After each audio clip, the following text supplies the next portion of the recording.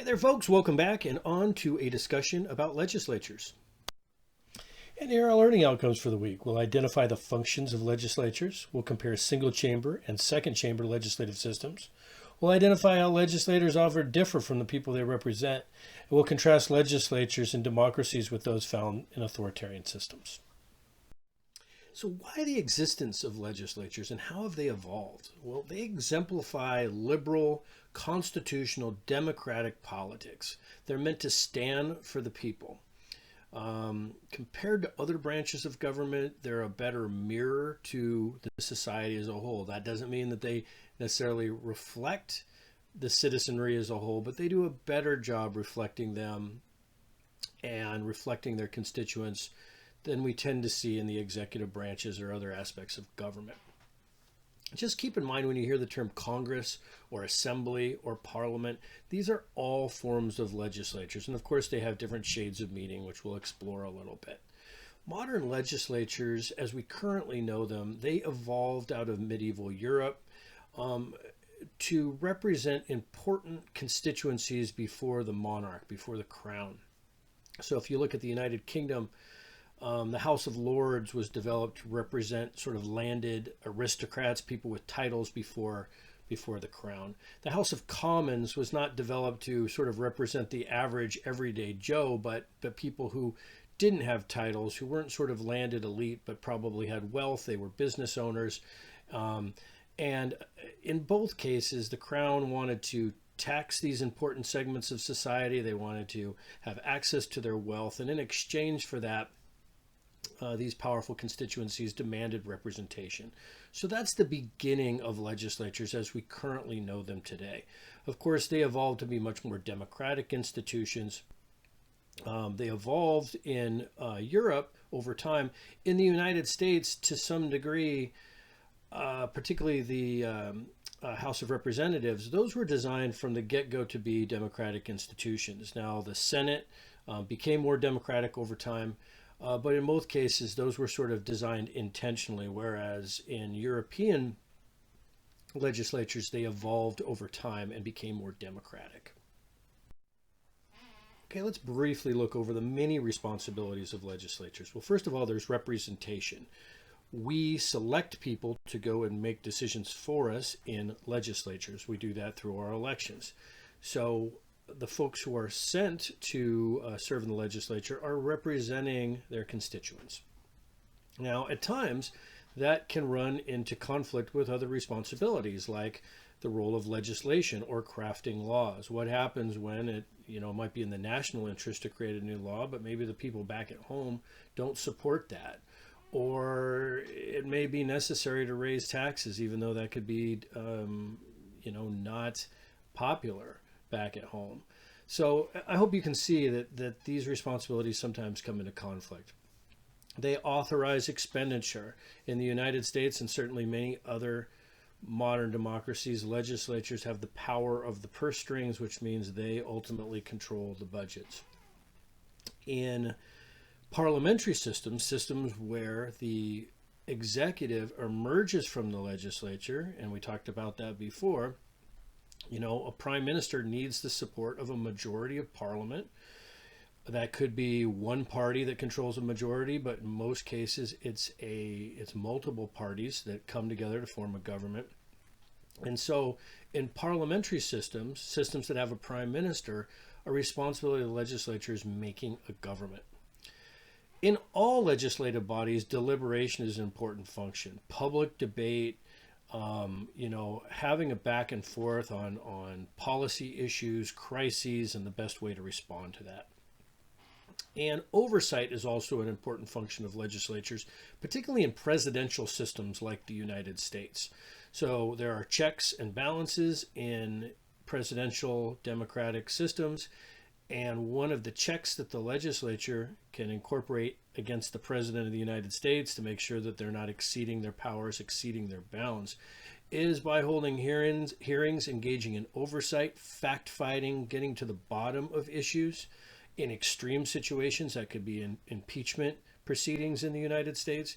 Now, oversight does serve a role in parliamentary systems, but as you can imagine, a majority of the parliament usually supports the prime minister. So they're not going to be as vigorous when it comes to oversight if that's the person they're selecting to head the government, as you might see in the United States, where in many cases the presidency is held by one party and the Congress may be held by another party, what we refer to as divided government. Okay, some concepts from the reading. Again, a legislature, we use many terms for this: parliament, assembly, and so on. But we're talking about a multi-member and in democratic systems elected representative body which deals with public issues. And the fundamental goal of legislatures is to make laws, is to make public policy.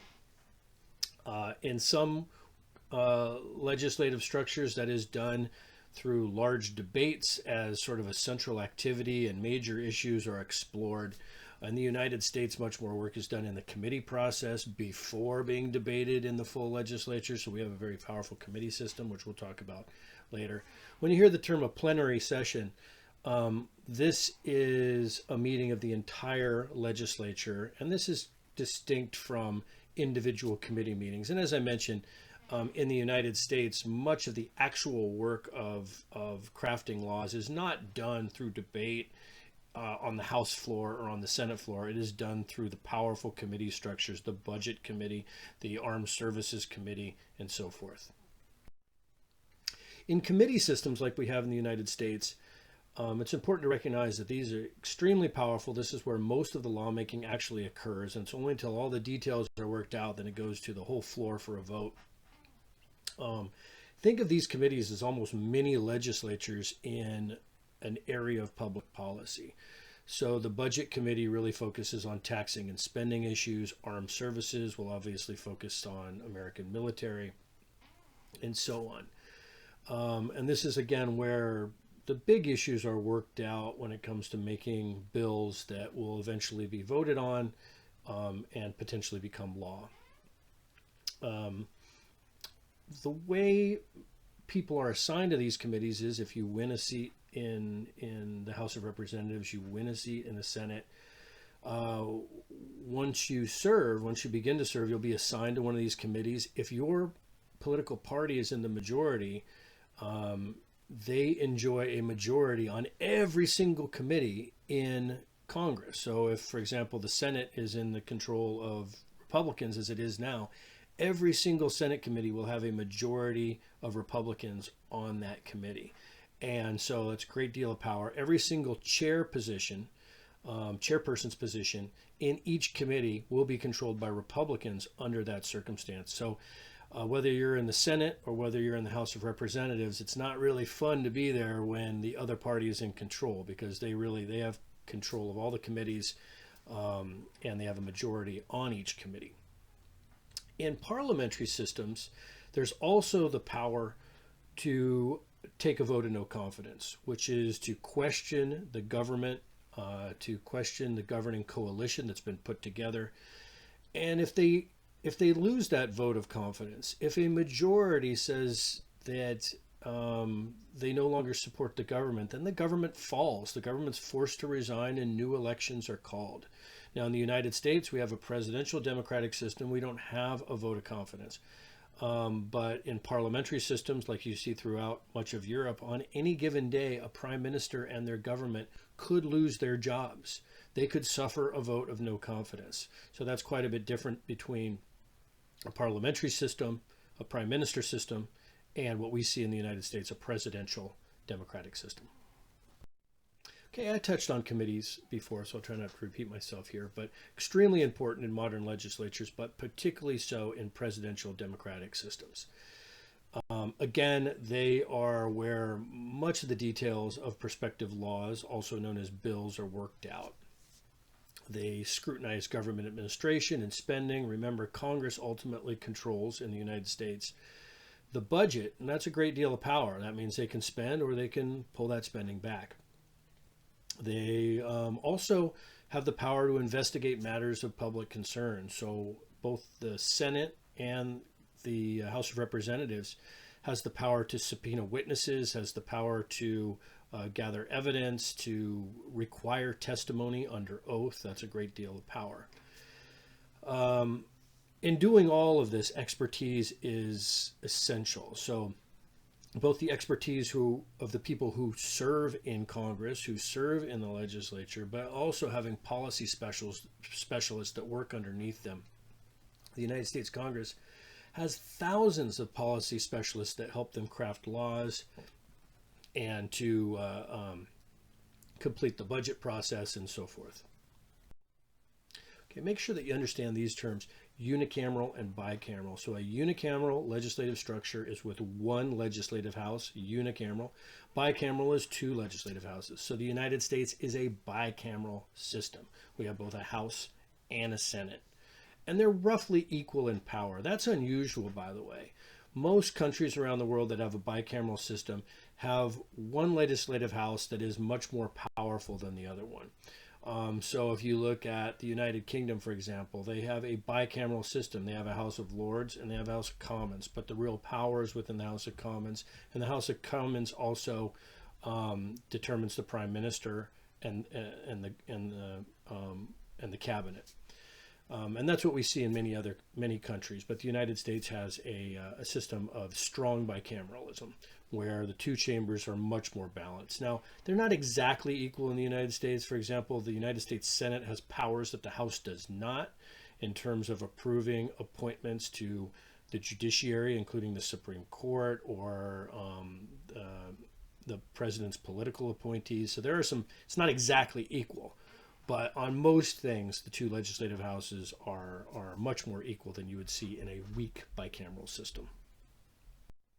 Well, as I mentioned before, legislators do a better job relative to other branches of government in reflecting the society that they're there to represent. But still, they're members of a political class. You know, they tend to have higher levels of education. They're disproportionately male. They're disproportionately wealthy relative to the people that they serve. And so, you know, this always gets into the issue of you know, career politicians and how much are the people who are there to represent us like us, and what are their jobs once they're there. So are they there as a delegate to just simply do what we would do if we were there? Are they there just to represent the interests of their constituents? Now that sounds really good. Hey, we sent you to Washington, do what we want. But there's a problem with the delegate approach, is that often we have views that are contradictory, you know, so we want better services, but we want to pay lower taxes, for example. Are they there as a trustee to, you know, behave autonomously, to do the best that they can for their citizenry, even when that might be disappointing them in the short term? So they might agree to a raise in taxation, even though that could be really unpopular with their constituents, because they know that that will strengthen the social safety net. That would be an example of that. Are they there much more as a representation of their political party and expect to make decisions in line with the political party? A lot of countries, the folks that will represent the political party in an election are determined by elites within that political party. So you cannot stand for election and re-election without the support of your political party. Now, the United States has weaker parties, so anybody can run to be the Democratic nominee or run to be the Republican nominee. And if they win a primary election, they can go on to serve. But in many other countries that have stronger political parties, they simply cannot continue to serve unless they enjoy the support of their political party. Are they there as a mediator to resolve crises between the government and voters or different powerful interests and constituencies? Or are they there as an advocate on behalf of voters? And we see this again to some degree in the United States, where a percentage of a person's job in Congress is what's called casework. You know, so if a senior citizen didn't get their Social Security check, or a veteran is not getting the veterans benefits that they're entitled to, they might reach out to their congressperson and say, hey, help me with the federal bureaucracy, help me resolve this issue. And in that case, the legislator is serving as an advocate on behalf of one of their constituents. Okay, how are people recruited for legislative seats, seats in Congress, seats in a parliament? It really depends on the political system. So in many parliamentary systems with multiple parties, if a political party wins, I don't know, let's say you have a 100-person legislature. If the political party wins 10% of the they get 10% of the vote, they would get 10% of the parliament, okay, or 10% of the legislature.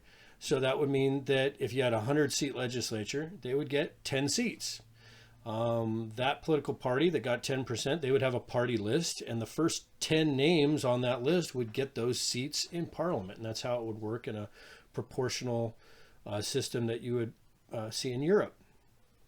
And so the political party itself and elites within the political party, they're really selecting the people who will then go and fill those seats. Now, that's not the case if you take a look at the United States. We have individual districts within states, and of course, senators run statewide in the United States. They kind of run on their own. Political parties are weaker in the United States. And so anybody can decide they want to run for the, as a Democrat for Senate in the state of Minnesota or South Dakota or North Dakota or whatever. Now, of course, having financial resources, being well known, all those things are very helpful. However, in parliamentary systems, the recruitment function of political parties is more powerful because the parties themselves are more powerful. In general, what's the background of people that we see who become legislators? Well, on the political right, more conservative people, they tend to have more of a financial background, a background as business owners, and so forth. We tend to see those people who are more on the political left have a background in education, social services, things like that. In some countries, like the United States, legislatures are dominated by people who are lawyers, who have law degrees. And so a large percentage of people in both the Senate and the House are people who have training in the law, which I guess in some ways makes sense in the fact that their number one job is crafting law. So there's an ongoing debate, the pros and cons of having a career politician. A lot of people hate the idea of a career politician. That is that they go and they serve in Washington or they serve in St. Paul, and they do that for their job over the course of decades. And the argument is that they get kind of disconnected from the people that they were sent there to represent. One of the suggested cures or ways of dealing with this is to put term limits in place, saying, hey, you can only serve for 2 terms or 4 terms or whatever. In the United States, we don't have term limits for Congress. We don't have term limits, which includes the Senate and the House. We do have term limits for the President of the United States, who can only serve 2 terms. And this is a debate that we're not just having in the United States, but we have in other countries, and there are pluses and minuses to people who legislate for their career. One of the arguments in favor of having professional politicians is that they become experts in their area. They might become experts and serve on the Judiciary Committee, and they know a lot about naming judges to the federal court system.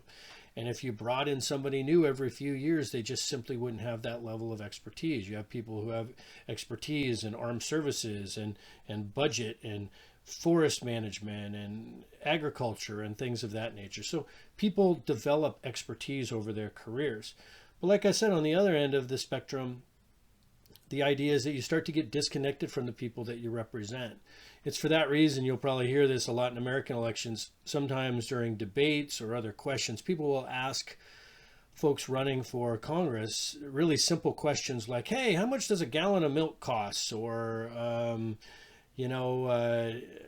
questions about where they might send their kids to school, whether it be a private or a public school.